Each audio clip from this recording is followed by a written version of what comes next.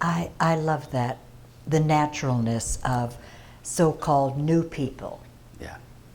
joining on this journey, because I hear this more and more as I travel and get emails from people all over the world.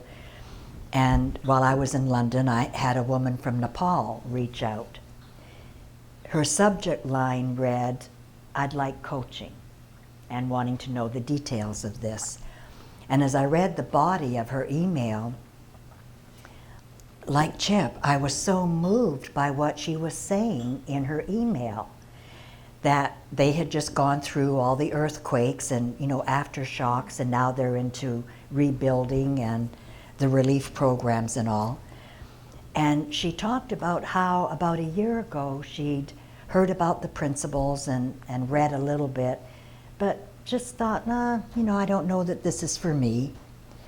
And then 3 weeks before the earthquake, something struck her and she started to investigate again, do more research online, and started to view some videos and so on, and was really moved and really touched. And then the earthquake happened. And she got really fearful, and then had an insight that it's not the earthquake I'm afraid of, it's my thoughts about the earthquake that I'm afraid of. This is what she said in her email. And I am just blown away, and I'm thinking, you think you need coaching? Oh my word, I'd be honored to talk to you and to learn, from you. So I said to her, let's talk when I get back home, and we had a conversation, I think it was Wednesday. Oh my word. She's the most amazing, amazing woman who is from that level of calmness during the earthquake. She's never looked back. Being in service from the inside out. So she's helping the other citizens in her country.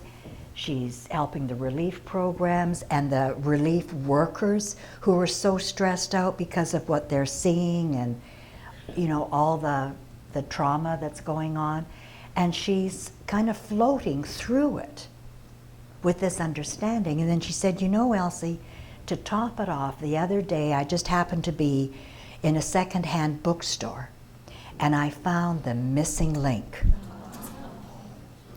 How it got there, she said, I don't know, perhaps it was a traveler. And she's been trying to get hold of Sid's books, but there's no shipping, there's a backlog of shipping and so on in Nepal, understandably. And there is Sid's book in this secondhand store. So she's got that. And I just said to her, well, I happen to know this foundation that one of their primary purposes is to share Sid's materials around the world to those in needs. And so there's quite a bit of Sid's materials going out to her, and she's working in education. She's met with teachers. She's also very drawn to working with the police and the army, who are part of the relief force. And she's just taken it step at a time. And she was sharing some things that had happened in her life that, from some of her early psychological training, she thought was denial. And I'll give you an example. It was like, she'd say if something would come up in her life, and she'd feel, well, I've got to work through it.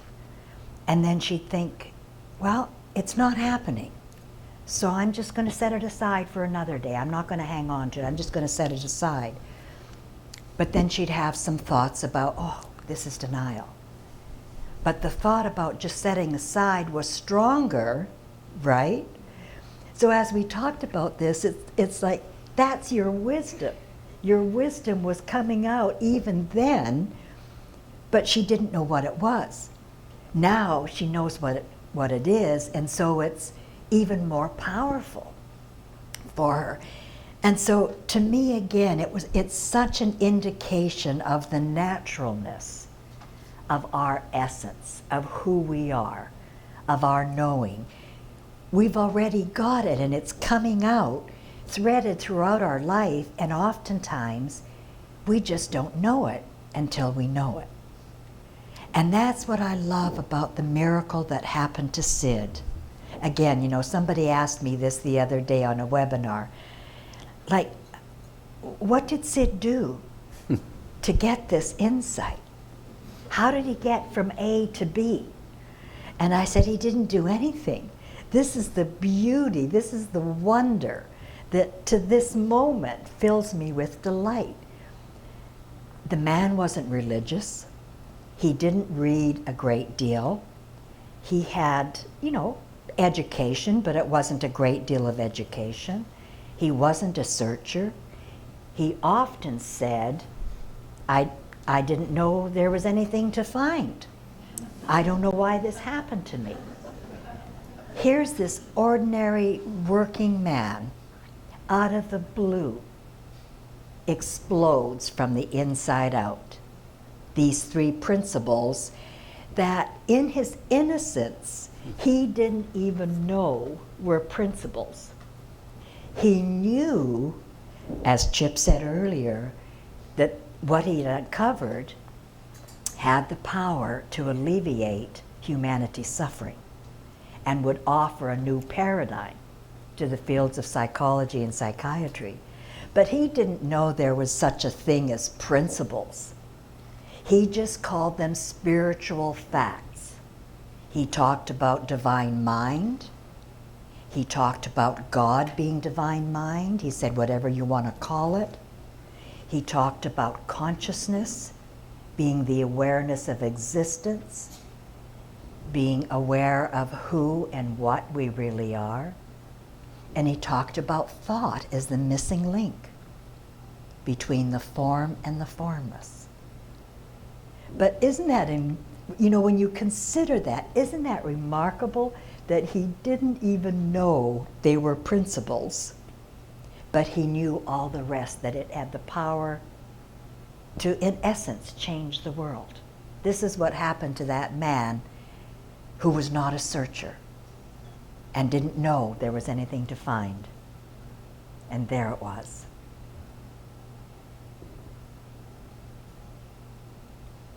Wow. See, I think the mystical element of that is worth a lot of consideration.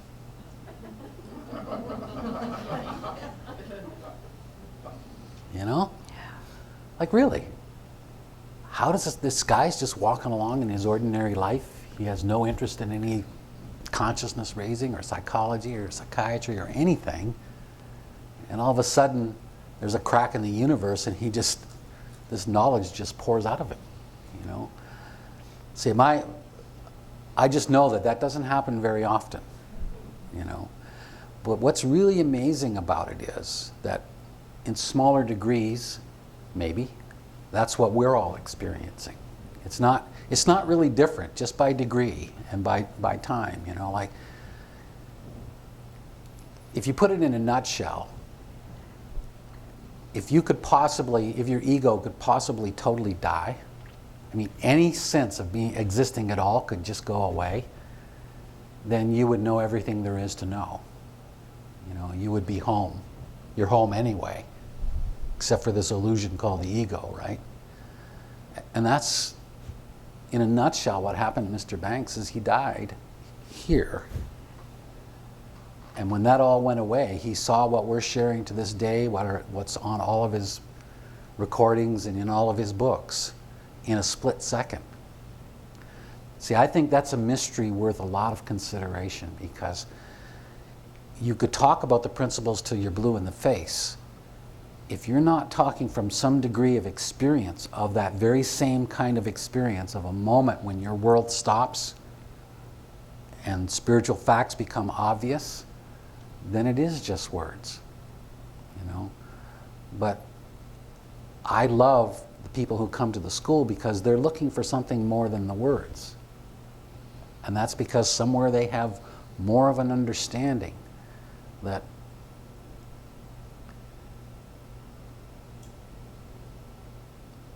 beautiful truth that lies within exists in a moment